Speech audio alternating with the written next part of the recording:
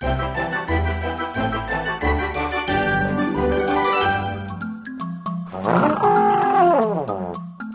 va parler d'un animal super spécial aujourd'hui. C'est le seul mammifère qui sait voler. C'est le seul mammifère volant. As-tu une idée quel animal poilu est capable de voler? Si tu as dit un écureuil volant, oui, c'est dans son nom.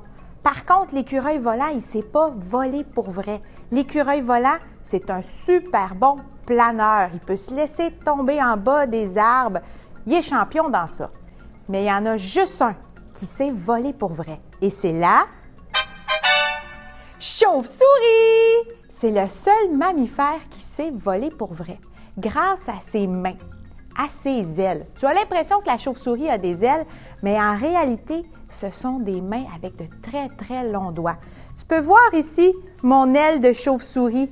Les petites bandes mauves, ça représente les doigts de la chauve-souris. Et c'est pareil comme ta main à toi.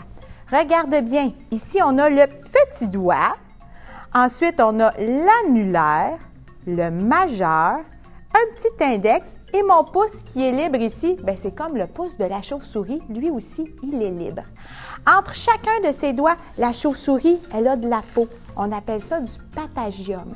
Et c'est grâce à ses grands doigts et à la peau qu'elle a entre chacun d'entre eux qu'elle est capable de voler la chauve-souris, qu'elle a un vol réel. Ici, j'en ai une vraie aile de chauve-souris. Si tu regardes comme il faut, tu peux voir facilement les 5 doigts de la chauve-souris, comme tes doigts à toi, mais ce sont de grands doigts minces et on voit très bien qu'il y a de la peau entre chacun de ses doigts.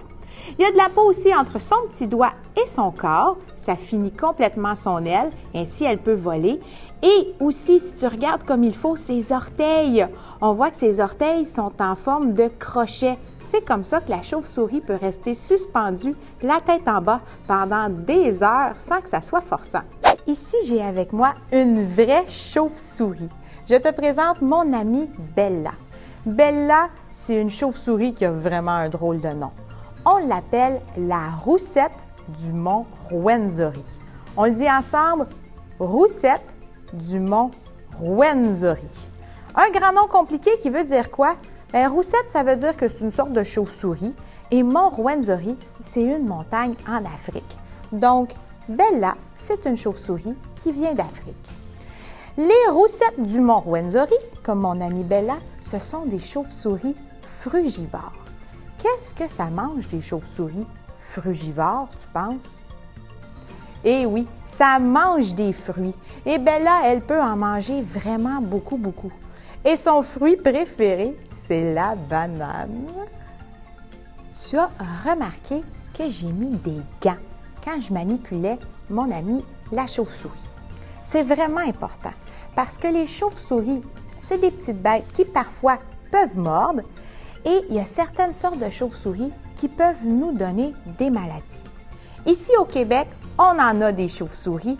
On a des chauves-souris qui sont insectivores. Ça veut dire qu'elles mangent quoi? Ça veut dire qu'elles mangent des insectes.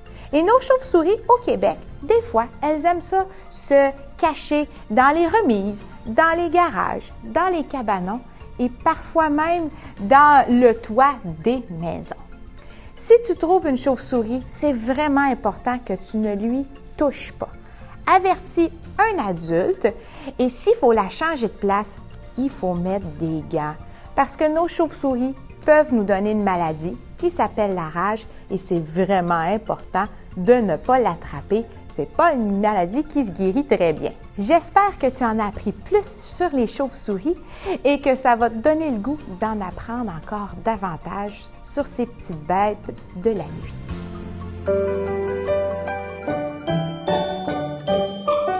C'est facile de se déguiser en chauve-souris.